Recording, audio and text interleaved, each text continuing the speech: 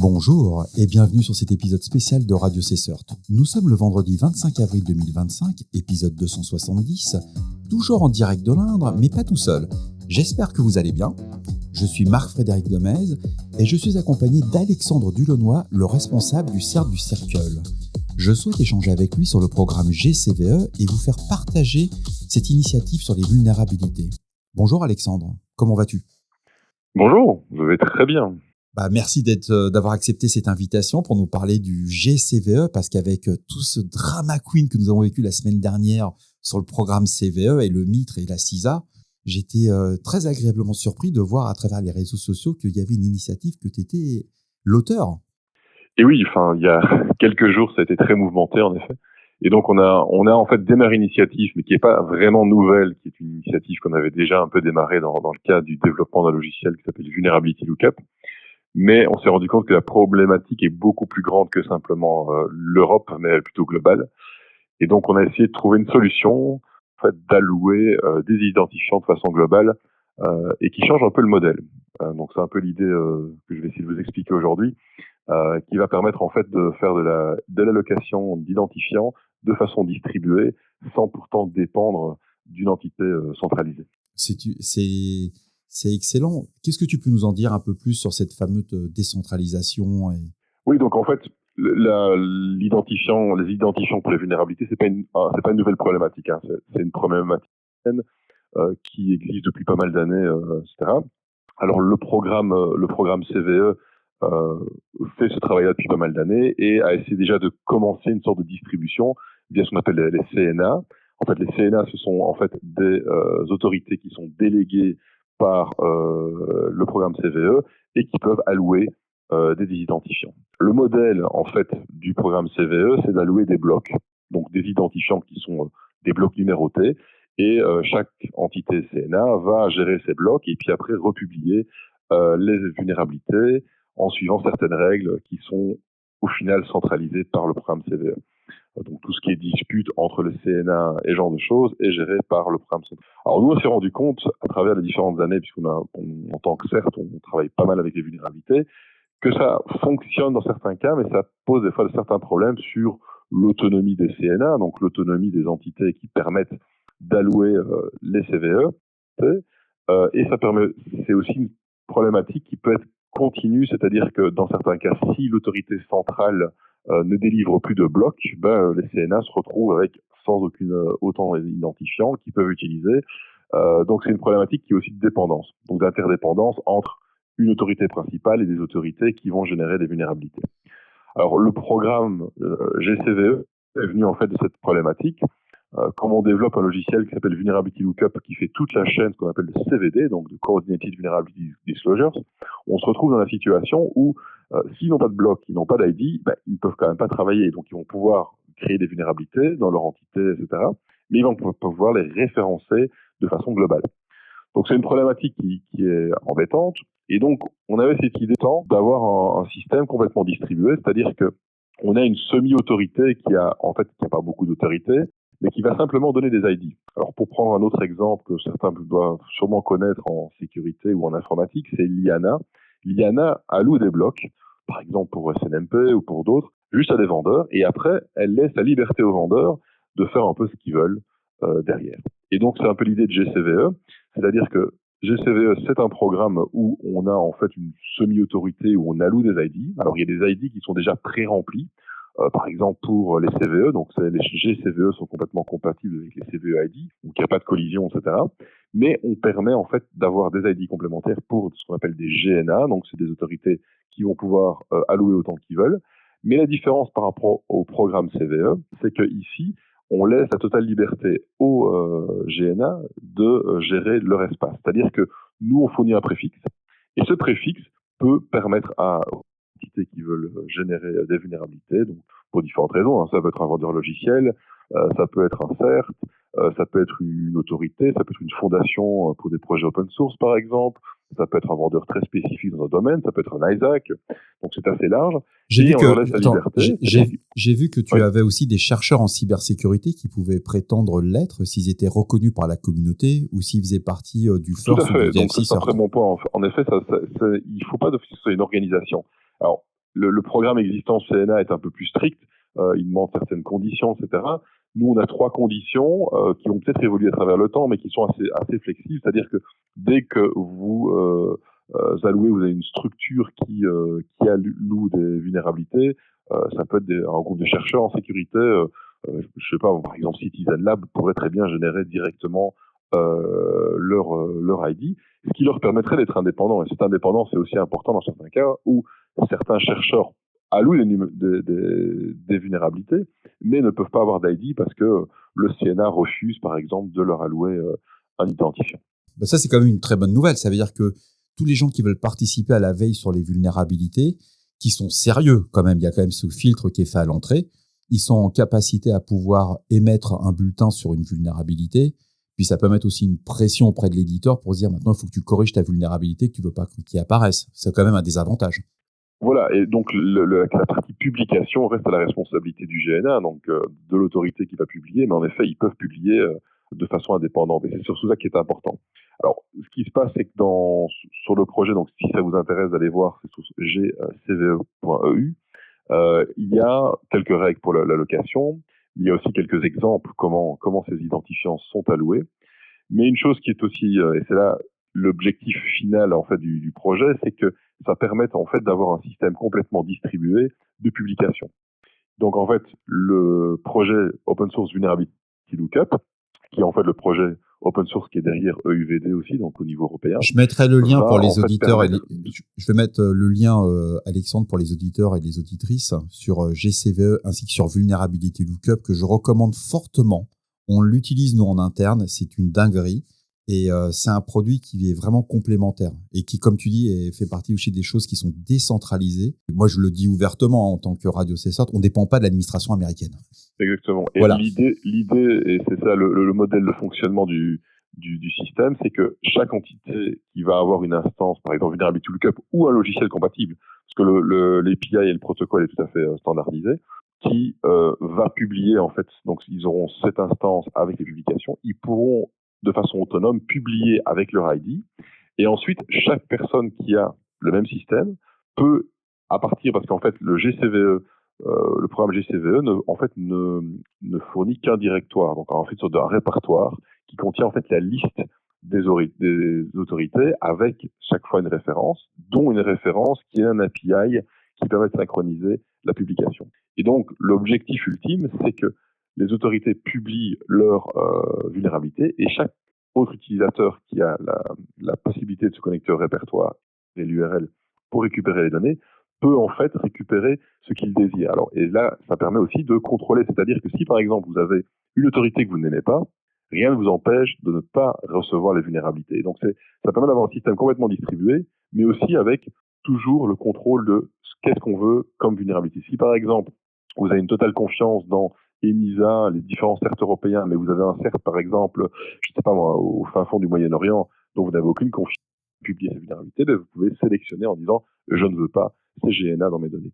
Et donc l'idée vraiment, c'est que ce soit distribué sans avoir un bottleneck quelque part, si quelque chose Ça peut être aussi un avantage si on veut pas faire de la veille sur des vulnérabilités sur des systèmes SCADA, par exemple, si vous êtes une entreprise de gestion, c'est pas votre truc. Bah, si vous détectez, par exemple, si vous prenez un GNA d'un constructeur d'équipement SCADA, bah, dites-moi, je veux pas le recevoir dans mes bases, j'ai pas envie qu'il pollue mes équipes là-dessus, vous pouvez le supprimer. C'est aussi un des avantages. Il n'y a pas uniquement, il y a pas que de la défiance, c'est surtout le fait d'arriver à avoir un système de veille qui est vraiment important pour nous, équipe de réponse incident, où le temps est compté. Nous, c'est ça le truc. Une journée fait 24 heures, elle fait pas plus, quoi. Et quand on voit des centaines de vulnérabilités arriver certains jours, on se dit mais on peut pas tous les lire, on peut pas tous les faire. Alors que si avec le système GCVE, moi ce que j'ai vu en avant, ce que j'ai tout de suite trouvé intéressant, c'est de me dire je suis intéressé par exemple par des produits Cisco, Microsoft. Par contre, si c'est des produits Schneider, Bosch, c'est pas ma priorité. Et cela, j'ai pas besoin d'avoir cette entre guillemets ce flux de données qui va arriver. C'est ce que j'appelle le mur de données pour traiter les incidents. Donc voilà, c'était mon rétexte sur la partie GCVE et ce fait d'avoir des GNA, c'est une souplesse qui est apportée. Il n'y a pas que de la défiance. On n'est pas que dans un monde de brut. Déjà, pour être dans le programme, il faut être habilité quand même.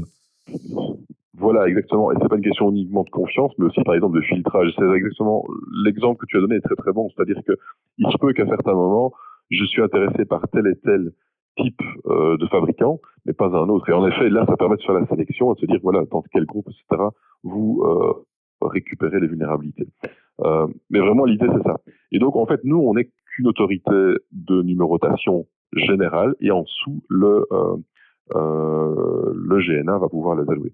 Alors, ce que je voudrais dire, qui aussi est peut-être important aussi pour bien comprendre au niveau du système, même si on donne la totale liberté au GNA, on a ce qu'on appelle des BCP. Et donc, on a des Best Current Practices qui sont en fait recommandés au GNA de suivre, mais sans aucune obligation. On vient justement de publier aujourd'hui un premier BCP qui est simplement en fait le BCP pour valider la signature électronique du répertoire, qui est publié sur GCVE. Et dans les prochaines semaines, il y aura plusieurs BCP, dont des BCP pour le GNA, pour les bonnes. Bon, rien ne les empêche de ne pas les suivre, mais c'est simplement pour dire, voilà, si vous avez des vulnérabilités, ben, tel format est recommandé, ce genre de choses, mais ce qui permettra aussi d'avoir une certaine motivation à participer, même si un GNA, par exemple, n'a pas encore l'entièreté de compatibilité avec au niveau API, etc.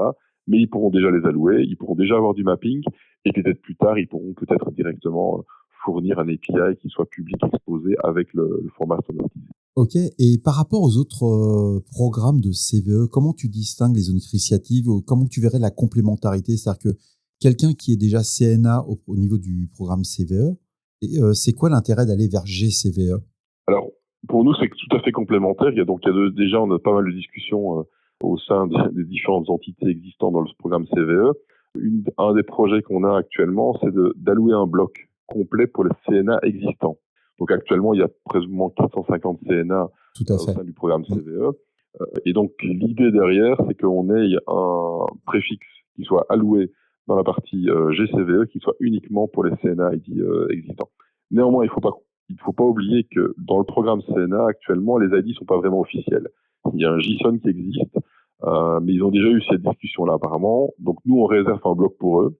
Ce bloc sera réservé pour les CNA existants. Donc, c'est complètement compatible. Donc, tout ce qui aura déjà un bloc spécifique CNA. Aussi, les CNA qui allouent déjà des CVE tombent d'office dans le GCVE 0, qui est en fait la référence qui pointe vers le CVE ID existant. Donc, les blocs, s'ils allouent directement un CVE ID, automatiquement, ils allouent un GCVE ID, puisque la référence 0, c'est la référence pour CVE. Donc, pour eux, ça n'a aucun impact. Mais s'ils veulent aller plus loin, ils peuvent s'appliquer. Et s'ils veulent une solution de fallback, si par exemple, à terme, le programme CVE n'est plus financé ou qu'il y a un autre souci, avoir un numéro spécifique dans GCVE, ça peut être aussi une solution de sauvegarde dans certains cas, ou d'avoir un moyen alternatif de publication dans certains cas. Et au niveau des acteurs sur le rôle de l'Union européenne, parce que tu as parlé de l'ENISA, est-ce qu'il y a des initiatives communautaires qui se dirigent, que GCVE pourrait être le fer de lance par rapport à d'autres programmes qu'on voit en Europe? Parce qu'il faut quand même parler, faut qu'on parle un peu de financement quand même. Il faut quand même, tout ça, ça fonctionne avec de la bonne volonté, mais il faut mettre des infrastructures derrière. Oui, donc en fait, le programme GCVE ne vient pas de nulle part, et en fait, on a déjà un cofinancement. Donc en fait, le programme GCVE est financé par Circle au sein du CERT national dans le cadre de la directive NIS 2. Mais en plus, on a un financement sur le programme NGSOTI. Alors c'est un programme, un projet de développement qui a été soumis à l'ECCC, qui dépend en fait de la commission. Et en fait, le financement qu'on a, c'est pour le développement de tout ce qui est gestion de vulnérabilité dans le cadre de la... Et en fait, le programme GCVE fait vraiment partie de ce financement-là. Donc ça, c'est une chose assez importante. Une deuxième chose qui est aussi importante, c'est que Circle fait partie de ce qu'on appelle du CCIRT Network. Donc le CCIRT Network, c'est tout le réseau européen, tous les CERT qui sont régulés en fait sur la NIS 2. Et dans ce réseau-là, on a toute une partie d'outillage et de tooling pour faciliter en fait la collaboration, l'échange d'informations, etc. Et la partie vulnérabilité est une partie critique. Donc en fait, l'autorité de secrétariat en fait pour la directive NIS au sein du CCIRT Network, c'est ENISA, qui en fait fournit la base de données EUVD, qui en fait utilise Vulnerability Lookup, donc le logiciel qu'on a développé, qui est dans le cadre du projet. Donc en fait, tout est lié. Ce qui est assez intéressant, c'est que c'est un projet qui est là depuis une bonne grosse année, mais certaines choses au niveau géopolitique ont un peu, on va dire, précipité, en tout cas, la publication de certaines choses. Ça, c'est aussi intéressant, c'est que l'Europe était déjà bien préparée. Maintenant, le timing est peut-être un peu plus précis parce que il y a pas mal de questions, des questions qui sont questions de stabilité, hein, de stabilité des outils qu'on utilise, des services qu'on utilise, etc. au niveau européen. Mais ici, en fait, on est en train de se doter, si je peux utiliser le mot, un arsenal d'outillage libre. Et ça, c'est aussi une politique européenne sur le logiciel libre pour tout ce qui est sécurité informatique et la partie justement processus de vulnerability disclosures.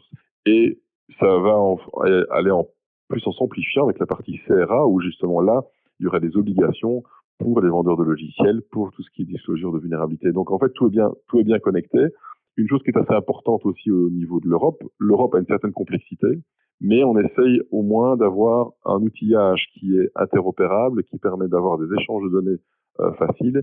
Et je dois avouer que ces dernières années, il y a eu pas mal d'améliorations. Donc nous, on travaille sur pas mal de projets au sein de MISP et autres qui ont facilité tout ce qui est échange d'informations. Et je vois que là, pour l'instant, ça s'accélère et je dirais l'entièreté des pays membres jouent le jeu, ce qui est vraiment un très très grand progrès à ce niveau-là.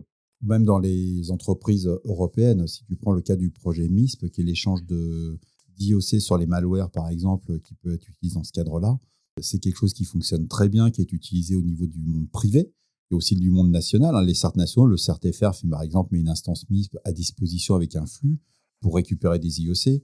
Il y a pas mal de choses qui sont faites de ce côté-là et c'est pour ça que j'ai vraiment voulu cette interview avec toi. Parce qu'on ne se rend pas compte que le Circle, vous êtes un pilier, et c'est pas de la pub, hein, je rassure tous les auditeurs et auditrices, je ne suis pas payé par le Circle, mais c'est le côté où, entre guillemets, les outils que vous mettez à disposition, c'est des outils qui sont actionnables, qui peuvent être mis, comme tu dis, ils sont open source, on peut les auditer, on peut faire des audits de code pour voir, et surtout, on est en capacité d'avoir une autonomie qui n'existait pas avant. Et la situation géopolitique qui a été modifiée par l'administration américaine, on n'avait jamais envisagé que cet allié, au niveau de la cybersécurité, puisse avoir une vision différente. Aujourd'hui, ils ont réorienté leur focus vers la Chine et pas vers la partie européenne, c'est plus ou la Russie, etc. Mais on se rend compte que du jour au lendemain, ils peuvent stopper un service qui est utilisé par beaucoup de monde. On va pas aller plus loin parce que c'est de la géopolitique et c'est pas notre rôle. Nous, on est des responsables de CERT. On fait, comme on dit, on est dans la soute et on est au charbon. Derrière le programme GCVE, comment tu voudrais que la communauté puisse adhérer à ce programme? Parce qu'aujourd'hui, c'est du CERT Network, c'est réservé aux CERT nationaux, entre guillemets.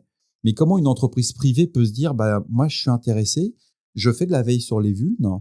Alors, installer une instance Vulnerability Lookup en local, je pense que c'est la première brique, mais pour adhérer au programme GCVE et surtout pour le vendre en interne. Parce qu'il ne faut pas oublier que quand on met un programme de vulnérabilité, de veille sur les vulnérabilités, c'est pas parce que le composant open source est gratuit que ça va pas coûter d'argent. Il faut défendre son budget quand même. Donc, ça serait quoi la complémentarité? Ça serait quoi le petit tips que tu donnerais pour utiliser GCVE? Vous allez gagner en autonomie.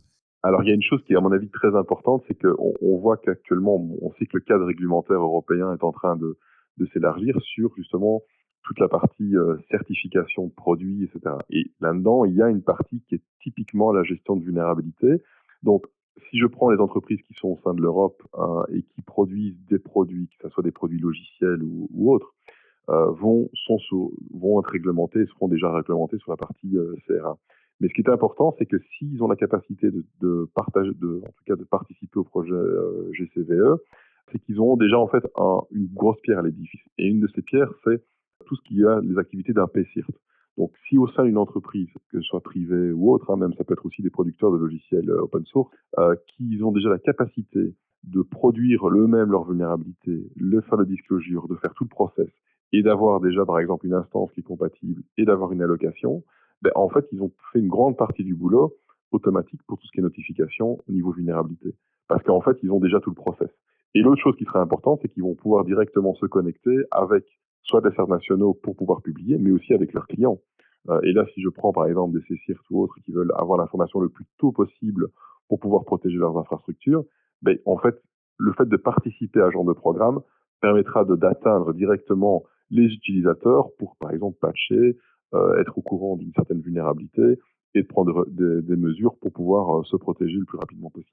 Donc, faire partie du programme, à mon avis, c'est important aussi d'un point de vue réglementaire, mais d'un point de vue pratique, pour au moins distribuer l'information le plus rapidement possible au niveau de toute l'Europe et même au-delà. Puisque de toute façon, ici, nous, en tant que GCVE, même si c'est gcve.eu, on ne limite pas aux vendeurs qui sont uniquement européens, mais c'est l'entièreté. Donc ça peut être au-delà de l'Europe aussi. Et puis, il faut se rendre compte que tu l'as dit, mais je dirais un peu rapidement, le CRA, le fameux CRA, c'est une véritable, au niveau réglementaire et obligation pour les constructeurs ou les éditeurs de logiciels, tout ce qui va embarquer de l'informatique, la veille sur les vulnérabilités sera, entre guillemets, légiférée. Ça veut dire que si ils ne respectent pas les obligations sur le fait de mettre à jour leurs produits, mais ils ont des amendes, et des amendes qui vont aller jusqu'à la liquidation de l'entreprise. C'est quand même ça la réalité du CRA.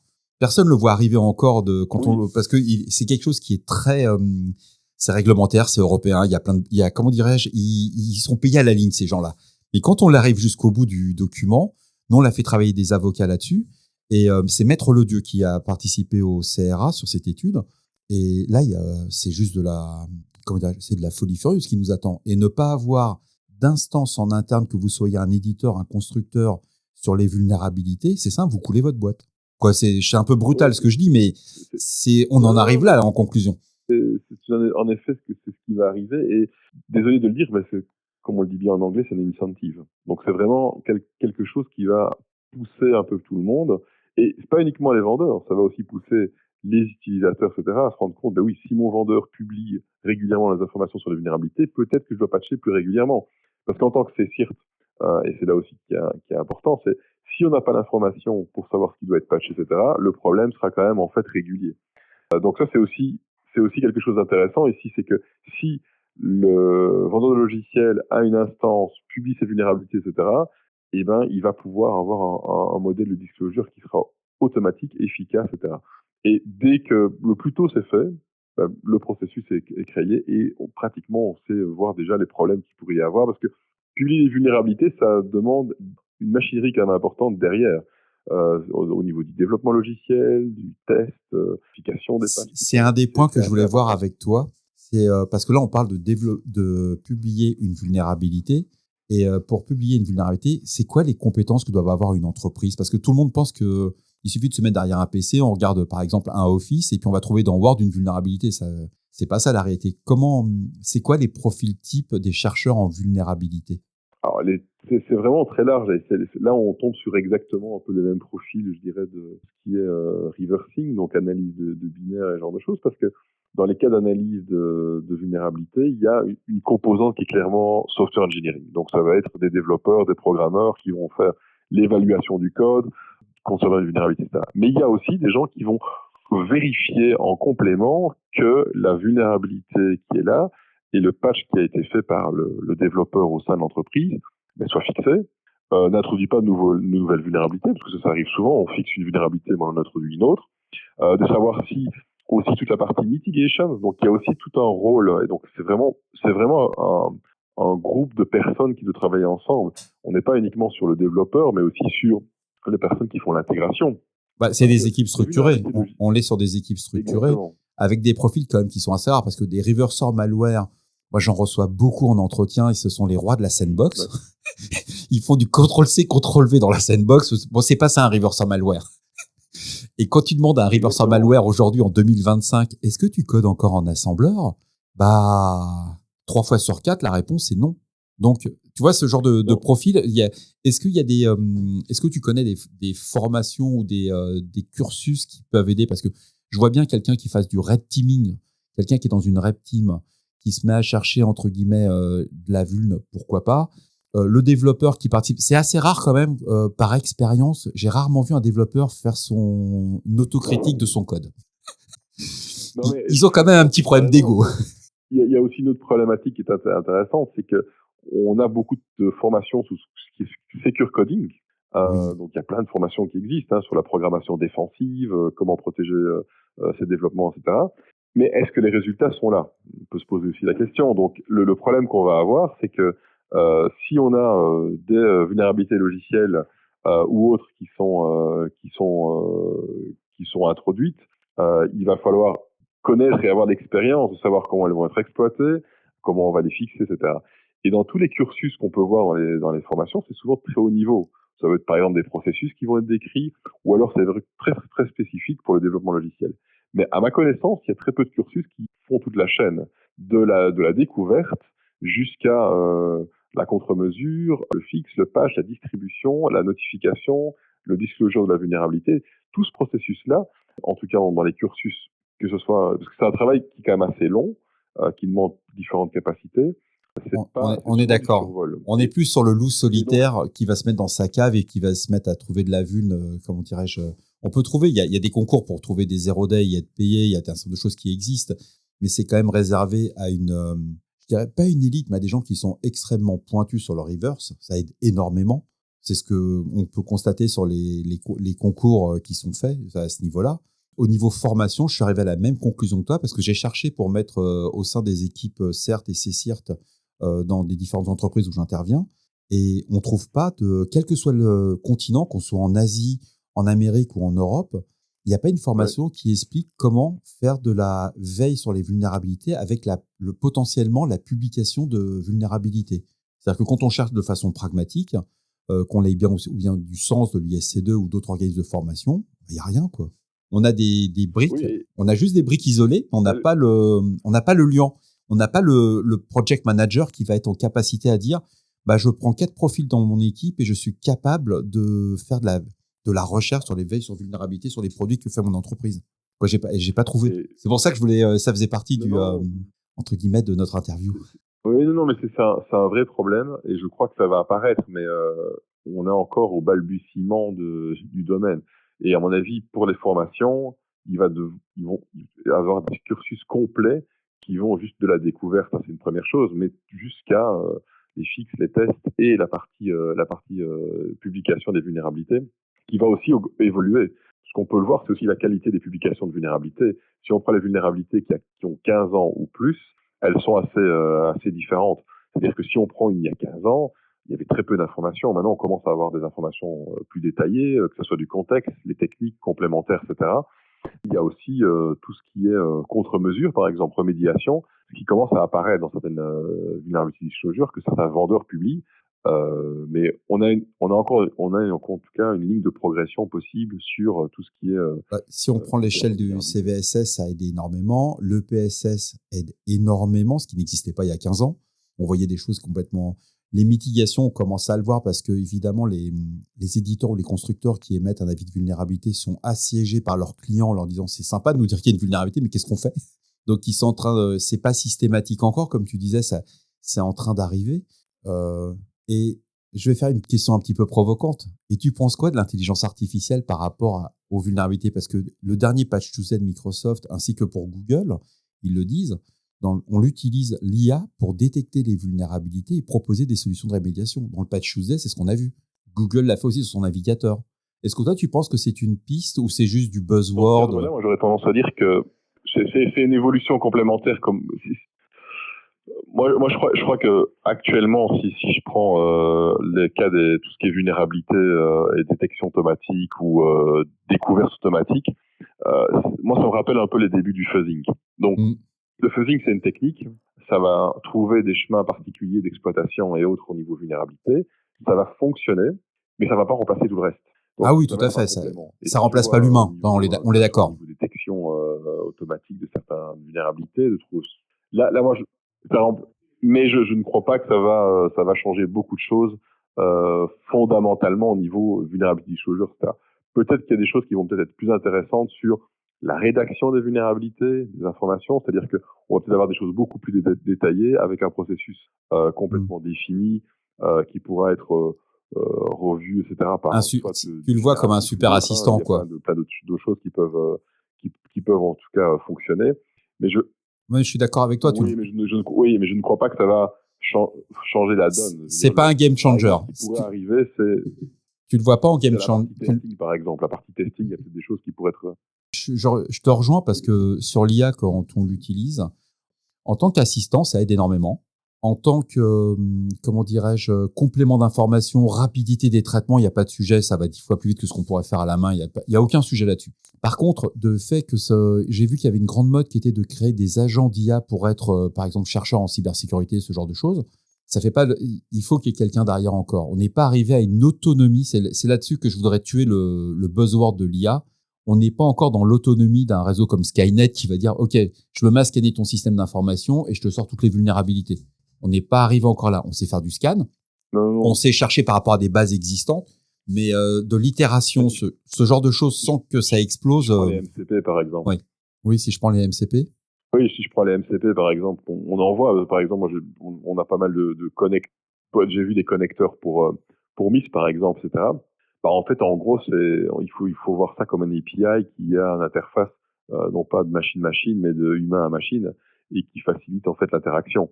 Mais ça va pas changer complètement On est d'accord. la sortie des données, etc. Donc au final, elles doivent quand même être réanalysées, retraitées. C'est simplement une couche complémentaire qui va taper dans un API, récupérer les données, et l'interface pour l'API, c'est un langage naturel, par exemple. Et c'est souvent ça qu'on voit. C'est pas beaucoup plus. Il y a des choses de combinaison et autres. Par exemple, quand c'est des gros volumes, ça c'est super intéressant parce que ça permet de faire plein de queries, etc. Mais ça reste, sur le génératif, par exemple, ça reste des approximations. Donc, s'il y a une solution fonctionnelle avec un API systématique, etc., des fois, il est préférable d'utiliser ça plutôt que du génératif qui va peut-être faire de l'approximatif ou même au pire halluciner à certains moments. On est en phase là-dessus. C'est le retour que j'ai aussi. Il faut savoir que quand on parle de LLM ou d'IA, le fait d'avoir votre propre ring, entre guillemets, si vous avez fait du minage, récupérez un de vos rings qui ne sert plus à rien aujourd'hui, ça ne rapporte pas assez d'argent, mais installez des LLM open source et à partir de là, vous allez pouvoir le connecter via des API, comme tu disais, Alexandre, et les résultats sont bluffants. C'est-à-dire qu'à ce moment-là, vous pouvez faire des agents indépendants pour travailler sur des vulnes, etc., ou même sur du malware, sur du reverse. Par rapport à ce qu'on appelle du génératif, tous les gens qui font du chat GPT, du chat de chez Mistral et compagnie, c'est très sympa, ça fait du contenu, mais comme tu disais, il y a des hallucinations, c'est pas complet et c'est très high level. Ça correspond pas à des gens qui font de la recherche sur des vulnérabilités. C'est la fin de la parenthèse IA parce qu'on pourrait y passer des heures. Et pourtant, j'adore l'IA, mais sur ce côté-là, j'ai beaucoup de mal. Juste une petite chose pour fermer la parenthèse IA qui peut être intéressante, c'est dans le cas de Vulnerability Lookup. On a un projet qui fonctionne, qui est sur Hugging Face. Donc, si vous allez sur le compte Circle Hugging Face, on a un service où on cherche un modèle. Donc, c'est basé sur Roberta. Donc, c'est un modèle de NLP où on a introduit toutes les données qu'on a sur les vulnérabilités, les descriptions, et ça vous permet d'évaluer, de faire le scoring automatique, donc de calculer le CVSS, donc en fait la criticité d'une vulnérabilité, sans pour autant qu'on la connaisse. Donc en fait, comment ça marche? On a en fait ingéré toutes les descriptions de toutes les vulnérabilités avec leur niveau de risque. Et qu'est-ce qu'on a fait avec ce modèle-là, avec un modèle Roberta, donc c'est un BERT modèle, ça permet en fait d'avoir, souvent on a des CVE, mais on n'a pas encore d'évaluation CVSS ou autre, simplement en mettant les descriptions, il vous donne la probabilité, etc. Et donc, on a actuellement fait des tests. On est avec des taux de réussite avec les données qui étaient existantes ou des données de test à 85%. Donc, quand on a le CVSS qui est donné après par le vendeur, ça correspond à 85%. Qui sont hyper spécialisés, ont beaucoup plus de sens des fois. Donc, si ça vous intéresse, il est disponible sur Vulnerability Lookup, donc il suffit de le récupérer. Donc, c'est un taux de réussite important et on a vu d'autres modèles qui marchaient moins bien, mais ça marche très très bien. Et vous pouvez même le tester en ligne, il est sur notre compte Hugging Face et vous pouvez le tester en live. Ok, je vais mettre les URL dans la description de l'épisode et ça sera pas mal du tout. Est-ce que tu verrais quelque chose de complémentaire ou le mot de la fin? Comme je disais, pour clôturer donc, du programme GCVE, donc le programme est assez nouveau. On a une grosse dynamique avec pas mal de partenaires, d'organisations tiers qui sont intéressés par le projet. Donc, ceux qui veulent contribuer, n'hésitez pas. Si vous voulez devenir GNA, c'est très très simple. Il suffit de nous envoyer un petit mail. Il y a le compte gna@gcve.eu qui est pour tout ce qui est allocation. Si vous avez des questions générales, vous pouvez aussi les envoyer par email. Sur le site de gcve.eu, vous avez toutes les informations. Et on a actuellement dans les tuyaux la publication de 3 autres BCP et aussi une partie sur d'extensions dans Vulnerability Lookup qui seront sûrement publiées dans les prochaines semaines pour complètement supporter le modèle distribué de publication. Super, merci beaucoup. Ça m'a fait extrêmement plaisir de te recevoir et puis de découvrir un petit peu ce que c'était GCVE. Prépare l'épisode. Un grand merci aussi. Merci beaucoup. Et voilà, cet épisode spécial de Radio Cesseur sur le GCVE du vendredi 25 avril 2025 touche à sa fin.